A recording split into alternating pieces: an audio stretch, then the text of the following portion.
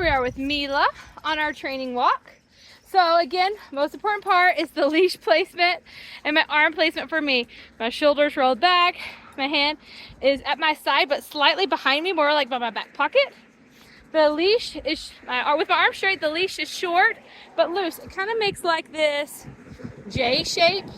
Oh, we got an itch. Kind of like this. Like that's as loose as I want it. You can see how there's a little J down there. Hey, come on, Mila, let's go. The reason being is I want Mila to get used to seeing me out the corner of her eye. If she's too far ahead of me, she won't be able to see me, and so she won't know if she's 2 feet ahead of me or 10 feet ahead of me. I don't want her to be behind me because I need her to be confident in walking with me, not hiding behind me, which confidence doesn't really seem to be an issue of hers, at least thus far into training. She's getting used to the leash. It is our first day, so she's still playing with things, but we're practicing our 5 tools. So in the last video, you saw the flick, which is what I just did. You've seen the reset, where I stop, lift up the weight of an apple, and have her put her bum down. So this tool is actually a special tool. So we can use it anytime she's pulling. We also use it at least a dozen times every walk. And while we're on that walk and while she's practicing that reset, she will do it for 2 minutes, 20 seconds, 5 minutes, 20 minutes, 3 minutes, just a bunch of random times, because I want to be able to check my mail with Mila and her not circle around me. I want to be able to talk to a neighbor and her sit beside me. I want to be able to tie my kid's shoe and her sit beside me, not jump on them or greet someone or run away. So we're setting her up for success by practicing. Everything we do, we practice in a controlled setting. Low distractions at first, and then we add more and more distractions so we can set her up for success. So she can feel like she's learning and progressing. Instead of starting out in calculus, we're starting with reading our numbers, and then we're going to move to addition and subtraction, and then we can add to multiplication, and then we can move up, right? So right here we're doing the flicks.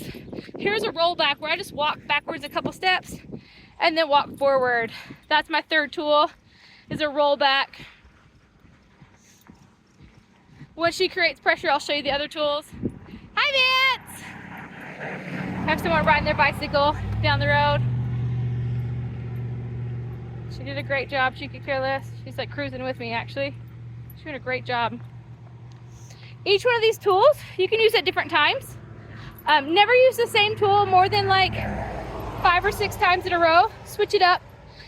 Just like anything, you kind of get used to it and stop listening to it, right? So that's why we have 5. So there's pressure. So I'm going to do zigzags. This is my 4th tool, where I just zig and zag. I'm not working any real direction. I'm just kind of all over the place. This is a great one if you're on your way home and you got to get home, you don't have time to do direction changes, which will be next, and you're all flicked out and all rolled back out.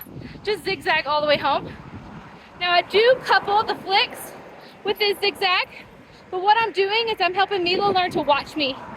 So instead of just knowing she's going home and she's just going to do whatever, I'm having her pay attention to me instead of paying attention to whatever else she's wanting to do. The 5th tool is a direction change.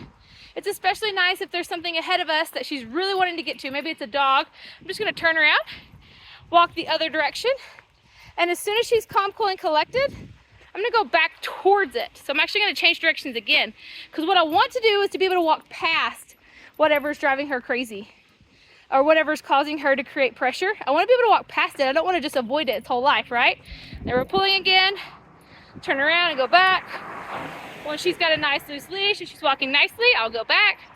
So I'm getting her used to just being able to accept things, which means you walk past it and you notice it, but you don't create that pressure. There, we were able to go past it that time. I did a couple little flicks, but she wasn't doing as much as she was in the beginning, right? Now I'll walk past it, and so she's accomplished that. And so all I'm doing is I'm just building and building and building, creating a fur child that's able to just go with us everywhere and is able just to be calm, cool, and collected. We're not having to shout commands at them. We're not chasing them. We're not jerking. They're not jerking us. We can go to the parade. We can go to Swiss days, and it'll all be great. So we're changing a behavior, a mindset for Mila, and we're not giving obedient commands. I can't tell someone to stop being scared of a spider, right? But if I introduce them correctly and we work through it, they can eventually be able to accept them. Maybe they're not going to pet them or hold them, but maybe they'll be okay that they're in the room or they walk through the reptile zoo with their family or whatever, right? So that's what we're working with Mila, is be happy, be scared, be excited, be sad, but figure out the appropriate way to respond to all of those. And we're just going to continue our walking. Mila just finished free play, so there's 4 parts to our training.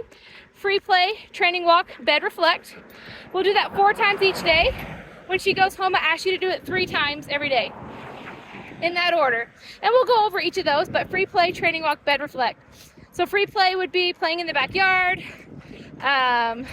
being off leash. If that's something you already do, I would not start doing that now, but if that's something she already does. A play day, a dog park, any of those things are free play. And then what we're doing right now is the training walk. Your next video will be of the bed, and then after that is reflection.